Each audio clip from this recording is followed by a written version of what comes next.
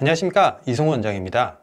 최근에 채소 과일식이 유행하면서 환자들이 저에게 이런 질문을 많이 하셨어요. 채소 과일식이 장상피 화생에도 도움이 되는지. 결론을 말씀드리면 당연히 도움이 됩니다. 장상피 화생은 진액 고갈 질환이라고 제가 말씀드렸잖아요. 진액이 고갈되는 초기에는 건조 증상이 먼저 나타납니다. 피부가 건조해지거나 두피가 건조해지고 눈이 메마르고 입안이 침이 안 나와서 이렇게 바짝 마르고, 처음에는 건조 증상으로 나타나지만 이 건조 증상이 오래 진행됨으로 인해서 장기가 메마르게 되는 그런 염증성 질환으로 넘어가게 됩니다.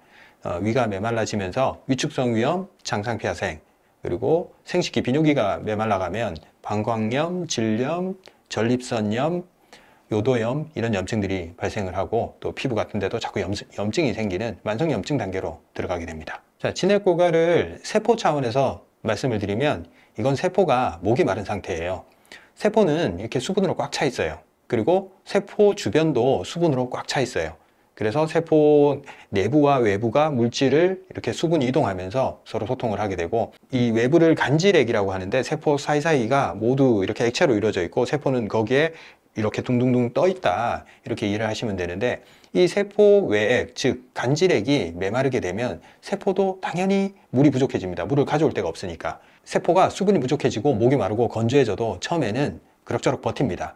그런데 시간이 지나도 해결이 안 되고 계속 수분이 공급되지 않으면 세포 입장에서는 수분을 잃어버리지 않기 위해서 형태를 바꾸고 좀 더 단단한 조직으로 교체되게 됩니다. 즉 돌연변이를 일으키는 거죠. 형태를 바꾸게 되고 세포의 특성이 바뀌게 되는 거죠.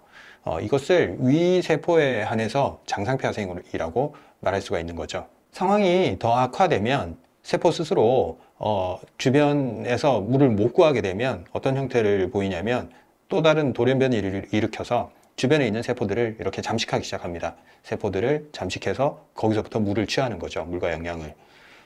그렇게 시간이 흐르면서 계속 돌연변이가 쌓이고 증식을 하고 사이즈를 키워나가게 됩니다. 세포 입장에서는 이 건조한 환경, 영양이 들어오지 않는 환경을 견디기 위해서 돌연변이로 생존을 이어나가게 되는 거죠. 그래서 점점 더 커지게 되면 나중에 더 많은 영양을 요구하게 되고, 그래서 혈관까지 침범해서 들어갑니다. 그래서 다이렉트로 혈관에서부터 영양과 수분을 뺏어오려고 하는 거죠. 이런 형태로 돌연변이를 일으키는 것을 암이라고 합니다. 즉, 암이 이렇게 폭주하고 이렇게 형태를 변형을 일으킨 이유도 나쁜 의도가 있어서 그런 건 아닙니다. 세포 입장에서 스스로의 생존 방향이라고 보면 됩니다. 조건이 나빠지고 환경이 나빠지니까 변이를 일으킨 것이죠. 그렇다면 그런 걸 막기 위해서는 어떻게 해줘야 될까요? 충분한 수분과 영양이 공급이 돼서 변이를 일으킬 필요성을 없애줘야 됩니다. 충분히 편안한 상태, 세포들이 생존하는데 아무 이상이 없는 상태를 만들어주게 되면 절대 변이를 일으키지 않겠죠. 그리고 좋은 환경에서는 림프구들이 들어와서 변이 세포들을 다 잡아내기 때문에 그렇게 변형 세포들이 누적이 될 수가 없는 거죠. 충분한 영양과 수분을 공급해줘서 세포가 기하 상태에 들어가지 않게 해줘야 됩니다.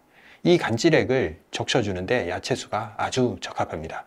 일반 물과 다르게 야채수는 비타민과 미네랄, 이온 밸런스가 좋기 때문에 세포가 즉각적으로 갖다 쓸 수 있고 세포까지 도달하기에 적합합니다. 그래서 물이 해결할 수 없는 건조를 이 야채수는 해결할 수 있게 도움을 주는 것이죠. 그렇다면 야채수 중에 어떤 야채수가 이 진액 고갈을 해결하는데 큰 도움이 될까요? 규칙은 간단합니다. 수분을 많이 함유하고 있으면서 맵지 않아야 됩니다. 매운 성향은 이렇게 열을 보태면서 염증을 유발할 수 있기 때문에 이런 성향만 빼주고 맵지 않고 충분한 수분을 함유한 야채면 아주 좋은 진액 공급원이 될 수 있습니다. 그런 야채들을 말씀드리면 오이, 양배추, 양상추, 마, 토마토, 당근, 이런 야채들이 있습니다. 충분히 수분을 공급해주면서 염증을 제어하는 역할까지 할 수 있는 좋은 야채들입니다. 그런데 이런 야채들 중에서 좀 몸이 찬 성향이 있는 사람들은 오이나 양배추, 양상추보다는 토마토, 마, 당근 같은 이런 조금 붉은기를 띠는 이런 채소들이 좀 더 맞습니다. 그런데 이제 몸이 찬지 안 찬지 어떻게 아냐? 그냥 처음에 오이나 양배추, 양상추 이런 걸 드셔보셔도 됩니다. 좀 먹어서 뭐 큰일 날 건 없으니까. 근데 이런 걸 처음에는 괜찮은데 자꾸 먹다 보니까 이런 걸 먹으면 좀 설사를 한다거나 좀 더부룩하니 소화가 안 된다. 그러면 이 냉각 작용으로 인해서 좀 소화기가 차가워져서 그런 겁니다. 열이 많이 없는 사람들은 그런 경향을 느끼게 되는 거죠. 그래서 좀 열이 없고 몸이 찬 성향이 있는 사람들은 아까 말씀드린 토마토, 마, 당근 이런 채소를 선택하시면 됩니다. 야채수는 진액이 고갈된 위축성 위염이나 장상피 화생 환자들이 하면 진액 보충에 많은 도움을 받을 수 있을 것입니다. 그리고 저한테 위축성 위염이나 장상피 화생으로 치료하러 오시는 만성적인 이런 환자들 같은 경우에 제가 청롬이라는 한약을 제가 사용을 하고 있습니다. 저희 한의원에서 한 10여 년째 사용하고 있는 한약인데 진액을 보충하면서 보혈 기능이 있어서 심장이 약하다든가 혈관이 약해진 분들한테 보강을 해가면서 사용하는 한약입니다. 장기적인 만성적인 환자들 같은 경우에 거의 다 혈관 질환들을 겸하고 있기 때문에 혈관을 보강해 줬을 때 진액이 말초 끝까지 도달하는데 도움을 줄 수 있습니다. 청롬이 필요하신 분은 좌측 상단에 있는 전화나 카톡으로 연락하시면 도움을 드리겠습니다.